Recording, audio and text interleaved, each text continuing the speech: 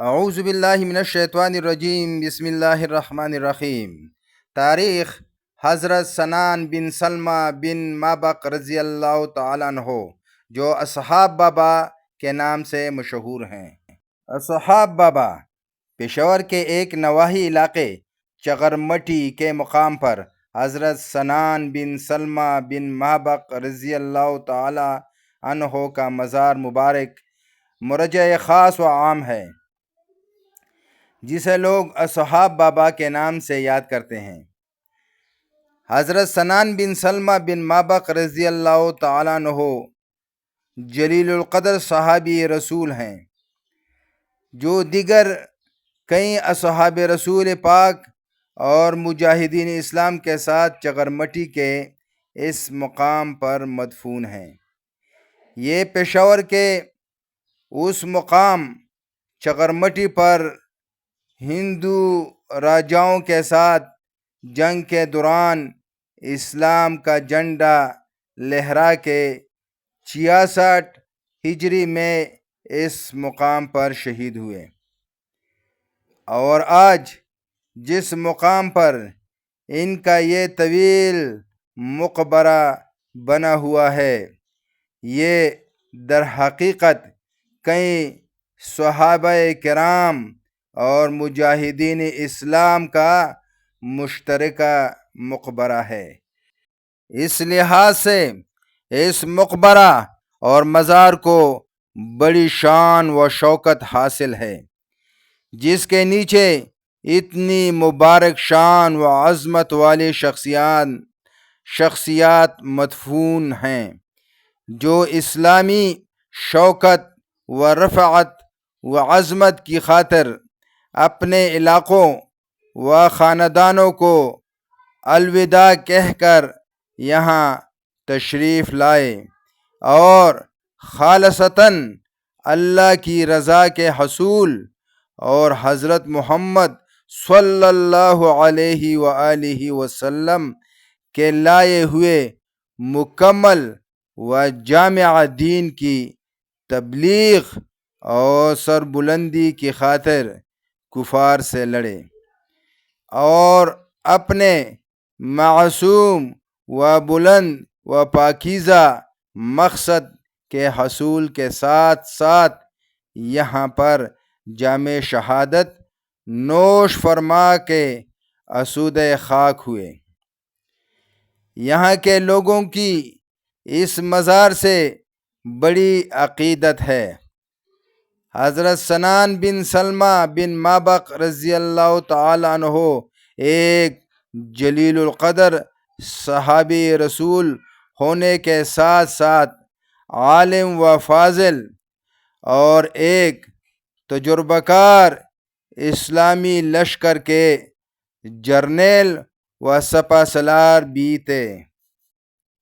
جب خراسان کا علاقہ فتح ہو گیا تو یہاں پر حضرت زیاد رضی اللہ تعالیٰ عنہ کو حاکم خراسان مقرر کیا گیا۔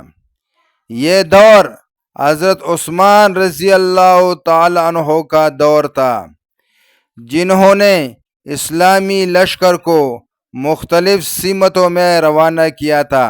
تمام اطراف کے اسلامی لشکروں کے سپہ سالاروں نے توحید کے پیغام کو چپا چپا تک پہنچانے کی خاطر زندگی اور موت کے مخمصے سے آزاد ہو کر ہر ملک اپنی جائے مولود سے کوسوں دور جا کر توحید کے جھنڈے گاڑے۔ انہی سپہ سالاروں میں اسلام کے ایک مجاہد جرنیل حضرت عبداللہ ابن سوار تھے، جو قلات افغانستان کے مقام پر اپنے دیگر مجاہدوں اور غازیوں کے ساتھ شہید ہوئے۔ چنانچہ اس واقعے کے بعد 66 ہجری میں حاکم خراسان حضرت زیاد رضی اللہ تعالی عنہ نے حضرت عبداللہ ابن سوار کے مشن کی تکمیل کی خاطر حضرت سنان بن سلمہ بن محبق رضی اللہ تعالیٰ عنہ کو اسلامی لشکر کا سپہ سالار بنا کر ہندوستان کے علاقوں کو فتح کرنے کی خاطر روانہ کیا۔ آپ رضی اللہ عنہ نے سب سے پہلے مکران کے علاقے میں بغاوت کو کچلا اور اسلامی جھنڈا لہرا کر پیش قدمی کی، اور کچھ عرصہ کے بعد قلات اور کوئٹہ کے علاقوں کو فتح کیا۔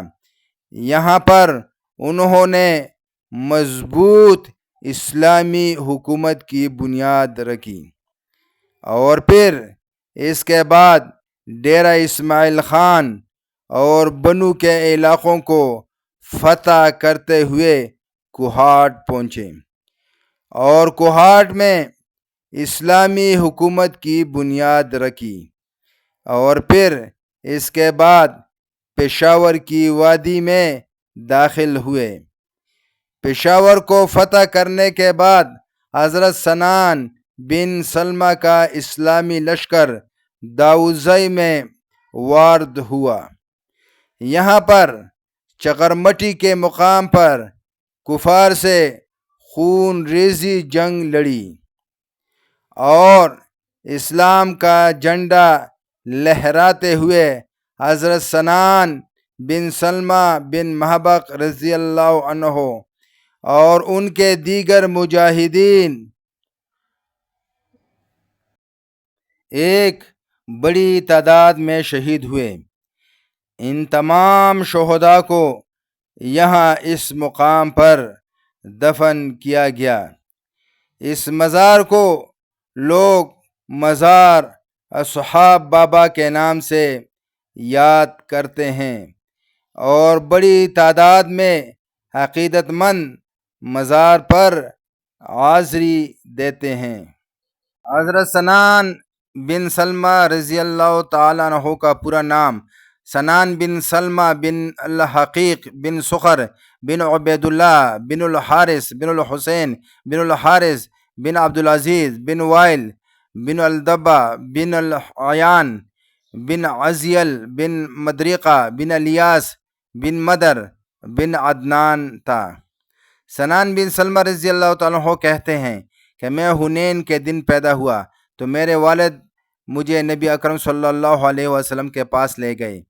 جب میں چھوٹا تھا اور رسول اللہ صلی اللہ علیہ وسلم کی خدمت میں حاضر ہوا تو آپ صلی اللہ علیہ وآلہ وسلم نے فرمایا اس بچے کا نام سنان رکھو۔ عرب مصنف ابن عبد البر لکھتے ہیں کہ سنان ایک بہادر رہنما اور ایک عظیم رہنما تھا۔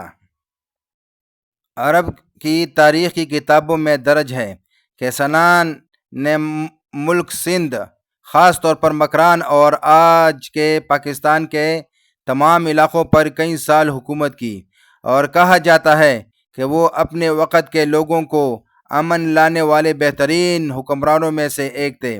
العادل کی حکمت اور سندھ کے عوام اور اسلام میں رواداری پلانے کی وجہ سے حضرت سنان بن سلمہ بن مابق الحضلی وہ ایک بہادر اور اعلیٰ اخلاق کے حامل انسان تھے۔ وہ رسول اللہ صلی اللہ علیہ وسلم کے اصحاب میں سے تھے۔ اس زمانے میں وہ سندھ کی فتح کے رہنما تھے اور وہ مکران کے فاتح تھے، اور اس دور میں مسلمان مکران میں رہتے تھے۔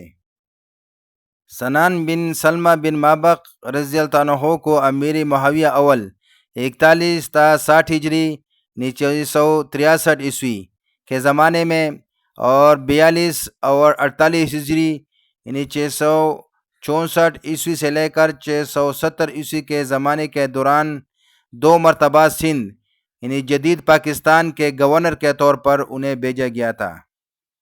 قلات افغانستان سن 42 ہجری 664 عیسوی میں عبداللہ بن سوار عبدی دیگر جنگجوؤں کے ساتھ قلات کی جنگ میں شہید ہوئے۔ زیاد بن ابی کو خراسان کا گورنر مقرر کیا گیا۔ اس نے عبداللہ بن سوار عبدی کے شروع کردہ مشن کو مکمل کرنے کے لیے حضرت سنان رضی اللہ تعالیٰ عنہ کو تہنیت کیا۔ سنان رضی اللہ تعالیٰ عنہ قلات کے علاقے کو اپنے کنٹرول میں لانے میں کامیاب ہو گئے۔ اسی طرح سندھ 44 ہجری 688 عیسوی 53 ہجری 673 عیسوی کو کوہاٹ اور بنو کو فتح کرنے کے بعد پشاور کی وادی میں داخل ہوئے۔